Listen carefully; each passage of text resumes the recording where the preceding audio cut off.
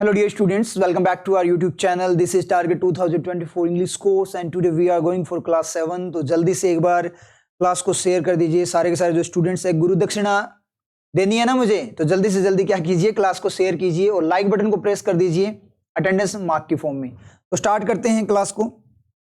Subject verb agreement अपनों ने start किया था, तो आज सब्जेक्ट वर्ब एग्रीमेंट की नेक्स्ट क्लास आज लेंगे।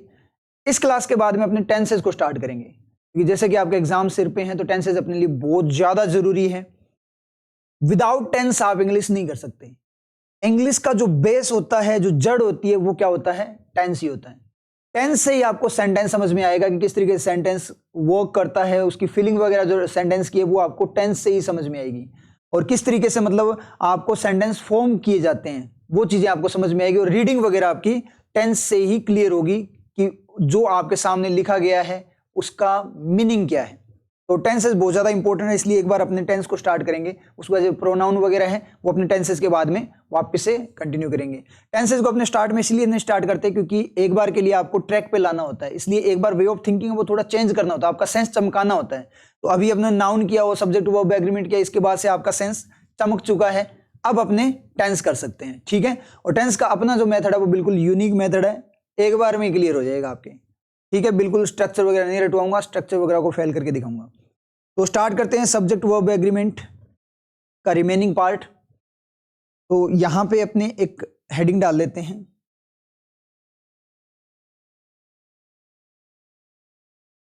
आइदर और। ये देखे होंगे आपने, नाइदर नोर, इस तरीके से आपने देखे होंगे। नॉट ओनली बट ऑल्सो मैंने पहले ले लिया, ठीक है।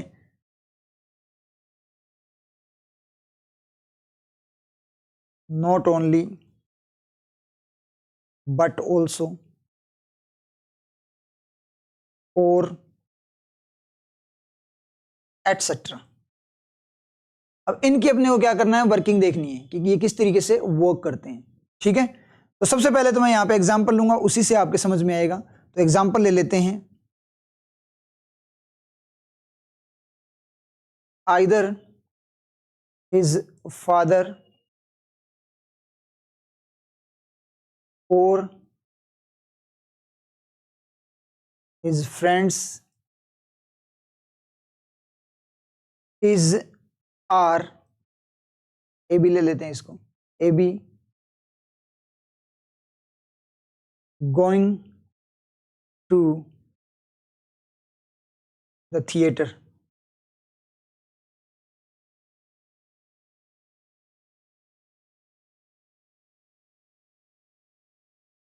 अब यहां पे अगर आप देखो ना, तो यहां पे इज और आ रहा है। अगर सिंगुलर होगा तो क्या आएगा आपका, इज आएगा, सिंगुलर के लिए इज आएगा, और प्लूरल के लिए क्या आएगा, आर आएगा। ये चीज अपने को पता है।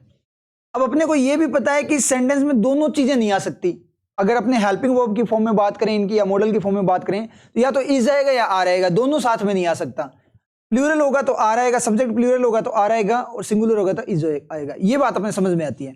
अब मेन पॉइंट ये है कि जैसे मैं यहां पे बात करूं, आइदर हिज फादर और हिज फ्रेंड्स, या तो उसके पिता, पिता का मतलब क्या है, कितने पिता है उसके, एक पिता दिखाई दे रहे हैं, और फ्रेंड्स कितने दिखाई दे रहे हैं, बहुत सारे फ्रेंड्स। फ्रेंड्स का मतलब बहुत सारे फ्रेंड्स यहाँ पे दिखाई दे रहे हैं, ठीक है। अब मान लो 3 फ्रेंड्स की बात कर लेते हैं एक बार के लिए, और फादर क्या है, एक ही है। अब यहाँ पे एक बात बोलकर देखो, इंग्लिश होती है वो लैंग्वेज होती है, लैंग्वेज यानी फीलिंग होती है, ठीक है। फीलिंग की फॉर्म में बोलकर देखो, आपको क्या दिखेगा, या तो उसके पिता या उसके फ्रेंड्स, या तो उसके पिता या उसके फ्रेंड्स क्या कर रहे हैं, थिएटर जा रहे हैं, यानी मूवी वगैरह देखने जा रहे हैं। ये बात अपने समझ में आती है। तो फ्रेंड्स और पिता दोनों तो नहीं जा रहे ना, या तो पिता जा रहे हैं या फिर फ्रेंड्स जा रहे हैं, उनमें से कोई एक जाएगा। मतलब ग्रुप की फॉर्म में बात करें ना, या तो फ्रेंड्स का ग्रुप जाएगा या उसके पिताजी जाएंगे, उन दोनों में से कौन जाएगा, एक जाएगा, दोनों नहीं जाएंगे। यानी जैसे मैं बोलूं या तो मैं या फिर आप, इस घर में या तो मैं रहूंगा या आप रहोगे, ऐसे बोल देते हैं ना, लड़ाई हो जाती है घर में, तो क्या होता है कि या तो इस घर में मैं रहूंगा या फिर आप रहोगे। समझ में आ रही है बात? तो इसका मतलब क्या हुआ कि दोनों नहीं रहेंगे ना। उस बात के अकॉर्डिंग क्या होगा कि या तो वो मैं रहूंगा या फिर वो रहेगा। उन दोनों में से, उन 2 लोगों में से अगर अपने बात करें, ये जो 2 लोग हैं इनमें से क्या है, या तो ये रहेगा या फिर ये रहेगा।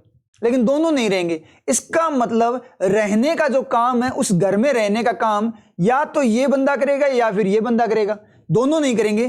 तो उस रहने की एक्टिविटी का, घर में रहने की एक्टिविटी का जो सब्जेक्ट है वो या तो ये होगा या फिर ये होगा, दोनों नहीं होंगे। बात समझ में आई? लेकिन कंफर्म है क्या अभी कि उनमें से कौन रहेगा? कंफर्म नहीं है ना। इसका मतलब क्या हुआ, ये चीज यहां पे गड़बड़ कर रही है। अब मतलब सब्जेक्ट दोनों तो हो नहीं सकते, दोनों में से कोई एक काम करेगा, लेकिन कौन करेगा वो अपने को पता नहीं है। जैसे अपने बात करें कि या तो घर में मैं रहूंगी या फिर आप रहो, फिर तो वो ही रहेगी, ठीक है। वो केस अलग हो जाता है, ठीक है, हस्बैंड वाइफ की लड़ाई हो जाए तो यहां पे अगर अपने बात करते हैं कि इन दोनों की अगर अपने बात करें तो दोनों उसके सब्जेक्ट नहीं बन सकते, एक ही बनेगा ना सब्जेक्ट। इसका मतलब अगर ये बात करें, ये जानने की जो एक्टिविटी है, गोइंग की जो एक्टिविटी है, उस पे अधिकार किसका है? मतलब कौन जाएगा, किसका अधिकार है? दोनों का है ना। फादर भी जा सकता है और ये तीनों भी जा सकते हैं। अब देखो, अगर फादर का अधिकार है, फादर जाएंगे तो इज आएगा क्योंकि वो सिंगुलर है, एक ही है। और अगर ये फ्रेंड्स जाएंगे, ये फादर है और वो क्या है, फ्रेंड्स है। अगर ये फ्रेंड्स जाएंगे तो प्लूरल आएगा इनके अकॉर्डिंग। मतलब क्या निकला कि फादर अगर सब्जेक्ट बनेगा तो ये बोलेगा मुझे तो चाहिए इज, और फ्रेंड सब्जेक्ट बनेंगे तो ये बोलेंगे मुझे चाहिए आर। लेकिन दोनों दे नहीं सकते, अब होगी दिक्कत। और काम कर कौन रहा है, ये जानने का काम कौन कर रहा है? अपने को नहीं पता। या तो फादर कर रहे हैं या फिर कौन कर रहा है, या तो फादर कर रहा है या फ्रेंड्स कर रहे हैं। ये चीज अपने को पता है ना। दोनों नहीं कर रहे, दोनों में से कोई एक कर रहा है, लेकिन अपने को पता नहीं है। अब दिक्कत ये होगी, अगर अपने इज दे देते हैं यहां पे तो कौन रूठ जाएगा? फादर रूठ जाएगा। बोले क्यों? मैं भी तो पार्ट ऑफ सेंटेंस, मैं भी तो जा सकता हूं। 50-50 है ना दोनों का, या तो वो जाएगा या वो जाएगा। 50-50 वो बोलेगा मेरा भी तो चांस है, 50 चांस है। तो इस देने पे फादर तो नाराज नहीं हो, नाराज कौन होगा? फ्रेंड्स नाराज हो जाएंगे। तो फ्रेंड्स नाराज हो जाएंगे, 50% मेरा भी तो है, मैं भी तो जा सकते हैं, हम भी तो जा सकते हैं। तो हम तो इज नहीं लेंगे, हम तो आर लेंगे। और अगर आर दे दिया तो फादर नाराज हो जाएंगे कि भाई मुझे क्यों छोड़ दिया आपने, मैं भी तो इसका सब्जेक्ट हो सकता हूं। तो कुल मिलाकर यहां पे ऐसा पॉइंट आएगा कि अपने को दोनों को नाराज नहीं कर सकते। दोनों को नाराज करोगे तो एक सब्जेक्ट क्या हो जाएगा, बाहर निकल जाएगा, और बाहर निकल जाएगा तो अपना सेंटेंस खराब हो जाएगा। समझा ये चीज? तो सेटिस्फाई दोनों को ही करना है, लेकिन दोनों सब्जेक्ट बन नहीं सकते, दोनों में से कोई एक ये काम करेगा। इसका मतलब इस तरीके से सेटिस्फाई करो कि दोनों को दोनों खुश हो जाएं। अगर डायरेक्ट आप इस दे देते हो तो फ्रेंड्स नाराज हो जाएंगे, और डायरेक्ट आर दे देते हो तो फादर नाराज हो जाएंगे। अब ऐसी सिचुएशन में एक को क्या करना पड़ेगा? कन्विंस। और कन्विंस भी किस तरीके से करोगे? फैक्ट की फॉर्म में करोगे। ऐसे ही नहीं मुंह उठा के फ्रेंड्स को बोल दे यार ये फादर है, ठीक है, ऐसे नहीं बोलना। मतलब कन्विंस सही तरीके से करना है। तो मुझे एक बात बताओ, एक चीज बात करते हैं अपने, थोड़ी सी बात करते हैं। मान लीजिए यहां पे मान लो पैसा है, मतलब बहुत सारे नोट पड़े हैं यहाँ पे, अपने रोड जा रहे हैं, यहाँ पे ये रोड है, ठीक है, इसके पास में क्या है, ये पैसे पड़े हैं, नोट्स पड़े हैं 500 के, 5 लाख रुपए पड़े हैं यहाँ पे। कितने लाख पड़े हैं? 5 लाख रुपीज यहाँ पे पड़े हैं। यहाँ पे अगर मैं बात करूं तो यहाँ पे अपने जा रहे हैं, सबसे आगे मैं हूं यहाँ पे, और पीछे पीछे आप लोग हो मेरे, ठीक है, पीछे आप लोग हो। इतनी बात समझ में आई? ये तो समझ में आया ना क्या बोलना चाहता हूं मैं यहाँ पे। चलो मुझे एक बात बताओ, अब अनाउंसमेंट हुआ एक, ठीक है, भविष्यवाणी हुई, या ऊपर से आकाशवाणी हुई, सॉरी भविष्यवाणी नहीं, आकाशवाणी हुई। आकाशवाणी में ये बोला गया कि जिस किसी ने ये पैसे उठा लिए उसी के ये पैसे हो जाएंगे, ठीक है। अब यहां पे जिस किसी ने उठा लिया तो अपने सारे के सारे ना, यहाँ पे ध्यान से देखो, आप सोचो, पिक्चर बनाओ, अपने सारे के सारे यहाँ पे खड़े हैं, तो इस पे हक किसका है पैसों पे? आकाशवाणी के अकॉर्डिंग जो उठाएगा उसके हो जाए, तो उठाएगा उसी के बाद में हक हो जाएगा, ठीक है। उठाएगा इसका मतलब उठाने से पहले किसका हक है? सबका बराबर हक है। नहीं क्या ये उठा ले तो मैं उठा लूं तो मेरे हो जाएं, आप उठा लो तो आपके, ये जो भी उठाएगा उसके पैसे हो जाएंगे। इसका मतलब उस पे अभी उठाने से पहले अधिकार किसका है? सभी का अधिकार है। तो इसका मतलब सभी का अधिकार है, तो एक को अपने डोमिनेंस में नहीं ला सकते ना, उसको एक अपर पे नहीं रख सकते, सबसे ऊपर नहीं रख सकते। इसका मतलब क्या हुआ? मतलब सभी का हक है।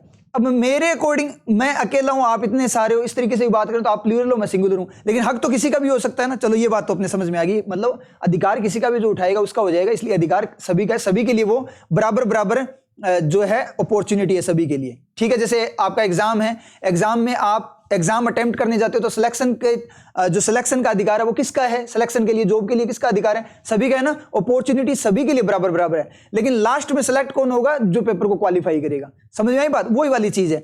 अब यहां पे इनके अकॉर्डिंग मैं देखूं तो चलो अधिकार तो सबका बराबर है, लेकिन चांसेस किसके ज्यादा है ये बताओ। आप खुद से जेन्युइन फॉर्म में बताओ, मतलब सोच कर बताओ कि चांसेस सबसे ज्यादा किसके हो रहे हैं, सबसे ज्यादा किसके हो रहे हैं, पास वाले के हो रहे हैं ना, हो रहे हैं कि नहीं हो रहे। अब ये बोलेगा सर मेरे पास रस्सी आपके गले में डाल के पीछे खींच लूंगा, कैसे उठा लोगे, ऐसा काम नहीं करना, नॉनसेंस काम नहीं करना। अपने को आम आदमी के अकॉर्डिंग बात करनी है, ठीक है, महान आत्माओं के अकॉर्डिंग बात नहीं करनी। वैसे तो आप सारे ही महान आत्मा हो, ठीक है, तो अपने को क्या करना है, ऑर्डिनरी वे में आम इंसान के अकॉर्डिंग बात करनी है। तो चांसेस ज्यादा किसके हैं, इस बंदे के। जैसे मान लीजिए रेस में दौड़ रहे हैं ये लोग, दौड़ रहे हैं और सबसे आगे मैं दौड़ रहा हूं, तो रेस जीत कौन सकता है, अभी तक रेस अपनी कंप्लीट नहीं हुई, तो जीत कौन सकता है, कोई भी जीत सकता है ना, पीछे वो भी जीत सकते हैं, आगे वाला भी जीत सकते हैं, लेकिन आपको अभी जो आगे वही लगेगा ना कि ये जीत रहा है। जैसे क्रिकेट का मैच चल रहा है, उसमें स्कोर ज्यादा जा रहा है जिस टीम का जा रहा है, तो अपने को ये लगेगा ना कि हाँ ये टीम जीत रही है, ठीक है। जैसे अफगानिस्तान और ये ऑस्ट्रेलिया वाला है, तो अफगानिस्तान जीते जीते मैक्सवेल चल गया था इसलिए हार गई थी ना,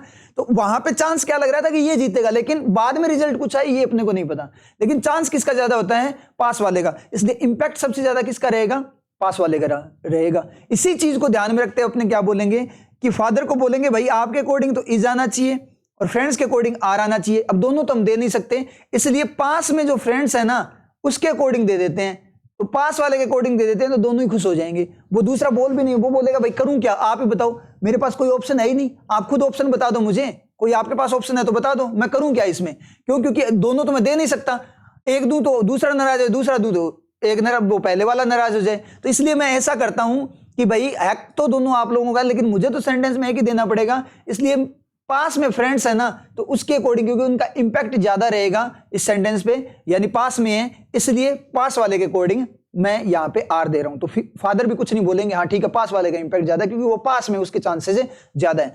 तो यहां पे वो पॉइंट निकल के आता है, वो पॉइंट क्या निकल के आता है, वो ये निकल के आता है कि जो ये आइदर और वगैरह जो होते हैं उसमें जो सब्जेक्ट आपको सेलेक्ट करना होता है वो किस वे में सेलेक्ट करना होगा आपको, वो होता है अकॉर्डिंग टू द नियरेस्ट, ये नोट कर लो आप, according to the nearest subject.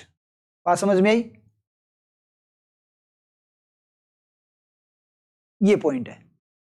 लेकिन अपने को रूल्स में लिखवा दिया जाता है, टीचर्स लिखवाते हैं क्या कि सेकंड सब्जेक्ट के अकॉर्डिंग, क्या बोलते हैं कि ये फर्स्ट है और ये क्या है, सेकंड है, तो किसके अकॉर्डिंग जाएगा, वो अपने को बोलते हैं सेकंड के अकॉर्डिंग जाएगा। किसके अकॉर्डिंग जाएगा, सेकंड के अकॉर्डिंग। आप बोलोगे हाँ सर सेकंड के अकॉर्डिंग जा रहा है, तभी तो आर सही हुआ है, ये देखो आर सही हो गया, सेकंड के अकॉर्डिंग, यहां तो सेट हो गया, कोई दिक्कत नहीं है, लेकिन अपने को टीचर यही बोलता है कि सेकंड के अकॉर्डिंग जाता है। लेकिन मैं यहाँ पे एक और सेंटेंस लेता हूं, फिर आपको क्लियरिटी आ जाएगी सेकंड के अकॉर्डिंग जाएगा कि नहीं जाएगा।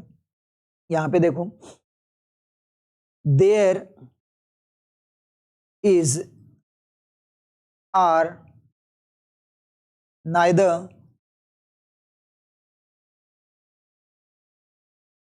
the sweets nor the juice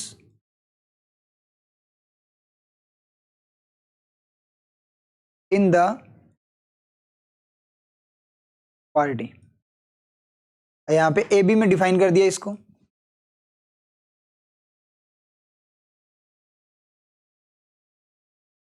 यहां पे अब देखो क्या आएगा, वो चीज देखते हैं, और ये मिल भी जाएगी ये चीज आप लोगों को। तो यहां पे क्या है, वो बोलना क्या चाहता है, पहले तो ये देखो, वो यहां पे बोल रहा है कि पार्टी में ना ही तो स्वीट्स मिठाइयां हैं और ना ही क्या है, जूस है। अब स्वीट्स के अकॉर्डिंग तो क्या आना चाहिए, इज आर आना चाहिए, और जूस के अकॉर्डिंग क्या आना चाहिए, इज आना चाहिए, क्योंकि सिंगुलर एंटिटी के फॉर्म में, अनकाउंटेबल फॉर्म में आ रहा है। अब यहां पे आपका क्या आएगा, आर आएगा, क्योंकि पास में कौन है, पास में इंपैक्ट किसका ज्यादा है, स्वीट्स का ज्यादा है, तो पास में कौन है, स्वीट्स है, इसलिए यहां पे आ रहेगा। ये आप कहीं पे भी चेक कर लेना, ये सेंटेंस आपको मिल जाएगा।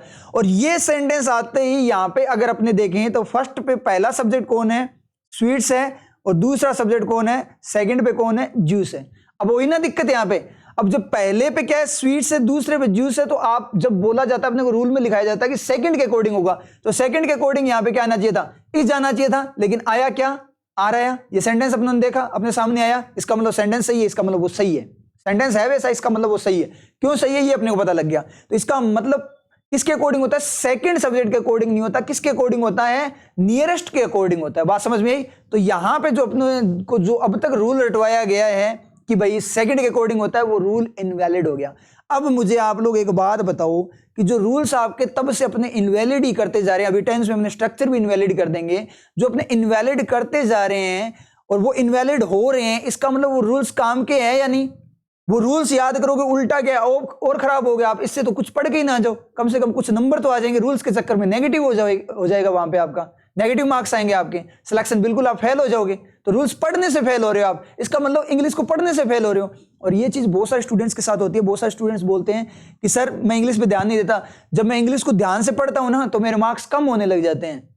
ऐसा आप लोगों में से भी बहुत सारों के साथ होता होगा कि बिना पढ़े मैं करूं तो इंग्लिश मेरे मार्क्स बन जाते हैं ठीक ठाक, लेकिन अगर मैं पढ़ कर करूं ना, मतलब ये याद करके रूल्स वगैरह क्लासेस करके, उसके बाद मेरे इंग्लिश में मार्क्स कम होने लग जाते हैं। क्यों कम होने लग जाते हैं? क्योंकि जो चीज आप पढ़ रहे हो या जो आपको पढ़ाया जा रहा है किसी के भी द्वारा XYZ गलत पढ़ाया जा रहा है, इसलिए आपके मार्क्स क्या होते हैं? कटते हैं। क्यों? क्योंकि आप वहां पे पढ़ के जाते हो, क्या पढ़ के जाते हो? नेगेटिव पढ़ के जाते हो और नेगेटिव करके आते हो, इसलिए अपनी हालत खराब है इंग्लिश में। बात समझ में? ये सबसे बड़ी प्रॉब्लम है। ठीक है, इतना क्लियर हुआ? अब अपने नेक्स्ट पॉइंट पे चलते हैं। यहां पे पॉइंट लिखो आप, तो आपके समझ में आ गया ये किस तरीके से वो करेगा, नियरेस्ट के अकॉर्डिंग काम करेगा। ठीक है, अब पॉइंट लिखो, accompanying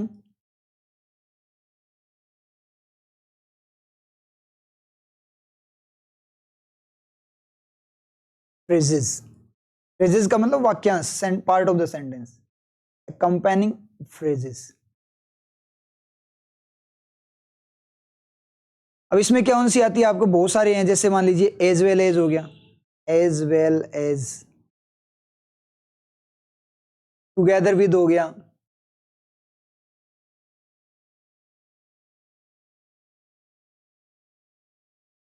अलोंग विद हो गया,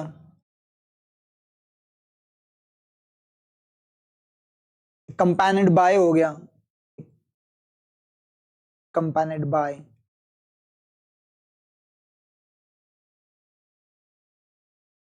विद हो गया, एटसेट्रा। ये बहुत सारी फ्रेजेस हैं, ये आपकी होती है। इसमें पता है पॉइंट क्या होता है? इसमें पॉइंट ये होता है किसके अकॉर्डिंग होती है बातें? बातें आपकी होती है यहां पे, अगर अपने पॉइंट निकालें तो बातें होती है आपकी किसके अकॉर्डिंग? मेन सब्जेक्ट के अकॉर्डिंग। मेन सब्जेक्ट के अकॉर्डिंग एग्रीमेंट रहेगा। मेन सब्जेक्ट एग्रीमेंट किसके अकॉर्डिंग होगा? मेन सब्जेक्ट के अकॉर्डिंग। अभी पता लग जाएगा, सेंटेंस लेंगे पता लग जाएगा आपको। The boy along with his friends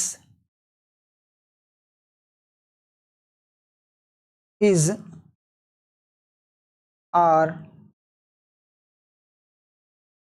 solving the question या प्रॉब्लम। अब यहां देखना, अब यहां पे अपने देखेंगे इज आएगा आ रहेगा, वो चीज अपने को करनी है। अब कैसे करोगे? बस मीनिंग ले लो और कुछ मत करो, डायरेक्ट मीनिंग ले लो, अपने आप पता लग जाएगा। लड़का अपने दोस्तों के साथ पेपर सोल्व कर रहा है या क्वेश्चन सोल्व कर रहा है। अब बोल कर देखो, बोल कर देखो, कुछ फीलिंग से ही होती है इंग्लिश पूरी। लड़का अपने दोस्तों के साथ क्वेश्चन सोल्व कर रहा है या कर रहे हैं? एक सेंटेंस में बोलता हूं, लड़का अपने दोस्तों के साथ पेपर सोल्व कर रहा है, क्वेश्चन सोल्व कर रहा है। दूसरा, लड़का अपने दोस्तों के साथ क्वेश्चन सोल्व कर रहे हैं। क्या है ना, अजीब, बोलने में अजीब चला गया। इसका मतलब ये जो अलोंग विद है ना, यहां पे मैं बात करूं, ये अलोंग विद है, ये क्या करता है? सिर्फ साथ को बताता है। किसको बताता है? ये साथ को बताएगा और कुछ नहीं बताएगा। मतलब क्या निकला?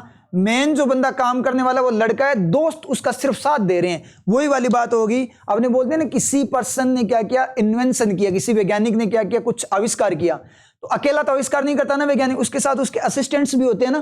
तो असिस्टेंट्स क्या करते हैं? सपोर्ट करते हैं। और वैज्ञानिक क्या करता है? आविष्कार करता है। डॉक्टर ने ऑपरेशन किया, आपने बोलते हैं ना कि फलाना डॉक्टर है, उसने उससे इलाज किया था या उसने ऑपरेशन किया था, तो अपने उन कंपाउंडर वगैरह का नाम ले देते ना। तो कंपाउंडर वगैरह जो होते हैं वो क्या करते हैं? सपोर्ट करते हैं। तो वो अकेला तो नहीं करता, वो सपोर्ट करते हैं, वो सिर्फ उसका साथ दे रहे हैं। काम, मेन काम कौन कर रहा है? मेन काम वो पर्सन कर रहा है वो सिर्फ उसका क्या कर रहे हैं, साथ दे रहे हैं। तो मेन जो पर्सन है, काम करने वाला कौन है, बॉय, और बॉय यहाँ पे कितने हैं, बॉय यहाँ पे एक ही है, इसका मतलब क्या आएगा, इज आएगा। समझ आई चीज। ये फ्रेंड्स हैं इसके,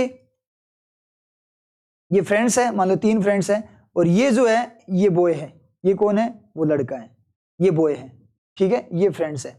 अब ये लड़का काम कर रहा है तो ये लोग सिर्फ इसका क्या कर रहे हैं, साथ दे रहे हैं, इसको क्या कर रहे हैं, सिर्फ सपोर्ट कर रहे हैं और कुछ नहीं कर रहे, काम वही बंदा कर रहा है, ये क्या कर रहे हैं, उसको सपोर्ट कर रहे हैं। समझ में आई बात। तो इस चीज को अगर अपने को कभी भी दिक्कत आए ना इसमें कि कैसे करें, अगर इसमें गड़बड़ आए तो along with, as well as, together with etcetera, ये सारे कंपेनिड बाय वगैरह सब लिखे हो ना, तो वहां पे आप लोग क्या कर लिया करो, वहां पे आप ऐसे बोल लिया करो कि लड़का, ये जो लड़का है अपने दोस्तों को बैग में डालकर, बैग में डाल दिया करो, तो इसमें कभी कंफ्यूजन नहीं है, ये ट्रिक है अपनी। लड़का अपने, ये जो फ्रेजेज आए ना ऐसी, इस पे क्या होगा कि लड़का अपने दोस्तों को बैग में डालकर काम कर रहा है या क्वेश्चन सोल्व कर रहा है। समझ में आई चीज। तो इस तरीके से ये वर्क करेगा। अब यहां पे एक बार अपने बात करें, बैग में डालकर ही बोलना है इनको, जैसे मैं बोलूं, लेता हूं मैं सेंटेंस, जूली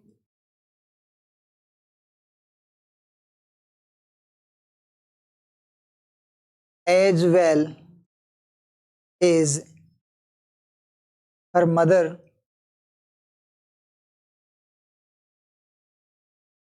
was were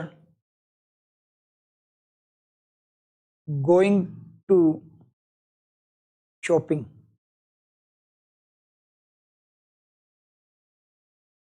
ये सेंटेंस लेते हैं अपने, ठीक है। यहाँ पे ए बी, जल्दी से करो लाइव में, लाइव चैट में जल्दी से बताओ क्या आएगा। तो क्या बोल रहा है यहाँ पे कि जो जूली है वो अपनी मदर के साथ शॉपिंग करने जा रही थी। तो यहां पे क्या बोलोगे, जूली अपनी मदर को, एज वेल एज को क्या बोलोगे, जूली अपनी मदर को बैग में डालकर, इसमें डालकर, बैग में डालकर, बैग में डालकर कहां जा रही थी, शॉपिंग करने जा रही थी। तो क्या आएगा, वॉज गोइंग टू। समझ आई चीज। तो इस तरीके से ये क्या करता है, आपका वर्क करती है अकम्पेनिंग फ्रेजेस। ये फ्रेजेस देख लेना, मतलब आपको ऐसे लगना साथ साथ दिखाने वाली फ्रेजेस हो कि ये बंदा इसके साथ कुछ कर रहा है, इसकी कंपनी लिए कुछ कर रहा है। तो अपने आप, एक तो मैंने तरीका बताई दिया, आप बोल कर देख लो, अपने आप पता लग जाएगा आपको। अभी अपनों ने ऊपर वाला सेंटेंस बोला था, वहां से तो पूरा पता लग जाएगा फिलिंग की फॉर्म में, उसमें कुछ रटना ही नहीं है। अगर फिर भी दिक्कत आए तो आप क्या करो, ये फ्रेजेज आए हैं ना, तो वहां पे सिर्फ क्या करो, क्या लिख लिया करो, इन फ्रेजेज के लिए ट्रिक यूज करो, बैग में डालकर। क्या बोलोगे, बैग में डालकर। इस तरीके से ट्रिक यूज कर लिया करो, बैग में डालकर, तो अपने आप सेट हो जाएगा। वो बैग में चले जाएंगे, बैग पकड़ के वो बंदा जा रहा है, इस तरीके से सेट हो जाएगा। तो क्लियर हो आप सभी के। तो इस तरीके से ये अकम्पेनिंग फ्रेजेस अपनी काम करती है। अब नेक्स्ट क्लास में अपने टेंसेस करेंगे भाई, बहुत ज्यादा इंपॉर्टेंट है। जितने भी स्टूडेंट्स आपके कांटेक्ट में हैं उन सभी को बोल देना, और ये ज्यादा से ज्यादा उन सभी को ये वीडियो अपनी शेयर कर देना, क्योंकि कल की क्लास है, कल से जो क्लासेस स्टार्ट होगी वो बहुत ज्यादा इंपॉर्टेंट है। इंग्लिश का बिल्कुल बेस है, टेंस है, हर एक एग्जाम के लिए बहुत ज्यादा जरूरी है।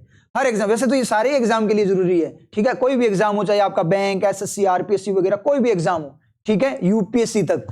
तो मेन जो जहां पे इंग्लिश आती है ना, उसके लिए ये क्या है, अपनी क्लासेस बहुत ज्यादा इंपॉर्टेंट, और एक बार के लिए करनी है, लाइफ टाइम के लिए सेट हो जाएगी, ठीक है। तो अपने फ्रेंड्स वगैरह सभी को बोल देना कि कल की क्लास बहुत ज्यादा इंपॉर्टेंट होने वाली है।